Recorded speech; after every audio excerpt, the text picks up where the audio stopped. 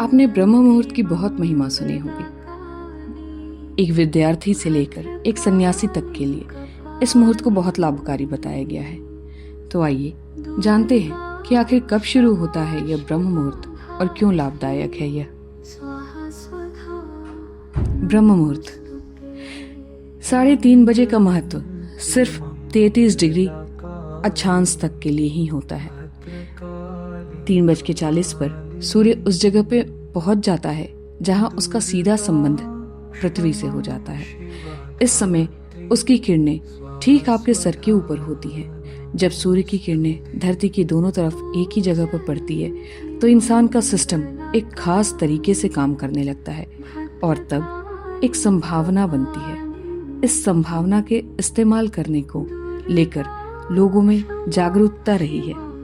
अगर आपके सिस्टम में एक जीवंत बीज पड़ चुका है और अगर आप ब्रह्म मुहूर्त में जागकर कोई भी अभ्यास करने बैठते हैं तो ये बीज आपको सबसे ज्यादा फल देगा। ये है ब्रह्म मुहूर्त में इस अभ्यास को करने का फायदा।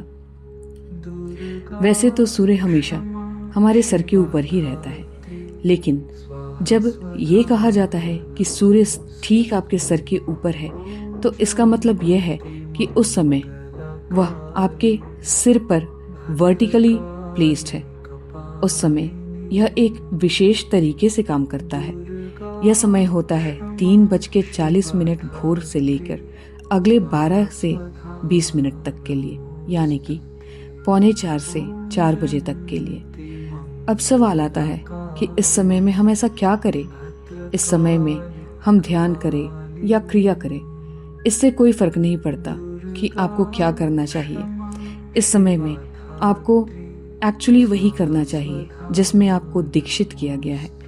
एक्चुअली दीक्षा का मतलब ये नहीं है कि आपको कोई क्रिया सिखाई गई है। इसका मतलब है कि इस क्रिया से आपके सिस्टम को इंट्रोड्यूस कराकर आपके सिस्टम में इसे बकायदा स्थापित किया गया है। अगर आपके सिस्टम में एक जीवंत बीज पड़ चुका है और अगर आप ब्रह्म मुहूर्त में जागकर कोई भी अभ्यास करने बैठते हैं तो ये बीज आपको सबसे ज्यादा फल देगा। उसकी वजह है इस धरती समय आपके सिस्टम के अनुसार काम करती है। अगर आप खास तरीके से जागरूक हो जाते हैं, आपके भीतर एक खास स्तर की जागरूकता आ जाती है तो आपको इस समय का सहज रूप से एहसास हो जाता है। अगर आप सही वक्त पर सोने चले जाते हैं तो आपको उठने के लिए घड़ी देखने की जरूरत नहीं पड़ती। आपकी बायोलॉजिकल क्लॉक खुद ही आपको उठा देती है।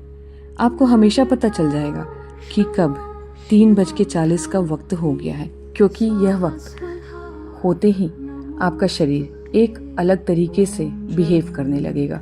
आपको ये सिद्ध करने लगेगा कि अब 3:40 हो चुका है और अब आपके उठने का टाइम भी हो चुका है। आप जिस भी क्रिया में दीक्षित हुए हैं, अगर इस समय वह करना शुरू कर देंगे तो आपको इसका सर्वश्रेष्ठ फल मिलेगा। हाँ, यह समय किताब पढ़ कर सीखी हुई क्रिया करने का बिल्कुल भी नहीं है। आपके भीतर पड़ा हुआ बीज इस समय विशेष सहयोग मिलने से अंकुरित होने लगेगा या दूसरे समय की अपेक्षा ज्यादा तेजी से फूटेगा। यह समय सिर्फ दीक्षित हुए लोगों के लिए ही अनुकूल है। अगर आप दीक्षित नहीं हैं तो फिर 3:40 हो या फिर 6:40 या फिर 7:40, कोई खास फर्क नहीं पड़ता। ऐसे लोगों के लिए संध्या काल ज्यादा महत्वपूर्ण होता है और यह एक तरह की संधि काल होती है। संध्या का मतलब होता है संक्रमण या एक स्थिति से दूसरी स्थिति में जाना। सूर्योदय से 20 मिनट पहले और 20 मिनट बाद या सूर्यास्त से 20 मिनट पहले या 20 मिनट बाद का समय संध्या कहलाता है। ऐसा ही वक्त दोपहर 12 बजे और आधी रात को आता है, लेकिन ये दोनों संध्याएं अलग अलग नेचर के होते हैं। दिन में 40 मिनट की ये 4 अवधियां संध्या काल कहलाती हैं। इस संध्या काल में आपका सिस्टम एक खास तरह के संक्रमण से गुजरता है। इस समय में मानव शरीर में मौजूद 2 प्रमुख नाड़ियां ईड़ा और पिंगला के बीच एक खास तरह का संतुलन कायम होता है। सुबह शाम की ये 2 संध्याएं गैर दीक्षित लोगों के लिए ठीक नहीं है, जबकि जो लोग शक्तिशाली ढंग से दीक्षित हुए हैं उनके लिए 3:40 का वक्त एक आदर्श वक्त है। अगर व्यक्ति अपने जीवन की दिशा को एक खास तरह से बदलने के लिए इच्छुक नहीं है तो उसे आधी रात को साधना नहीं करनी चाहिए, क्योंकि इस दौरान की गई साधना कुछ ऐसे बदलाव लाती हैं जिसे आप शायद संभाल ना पाए।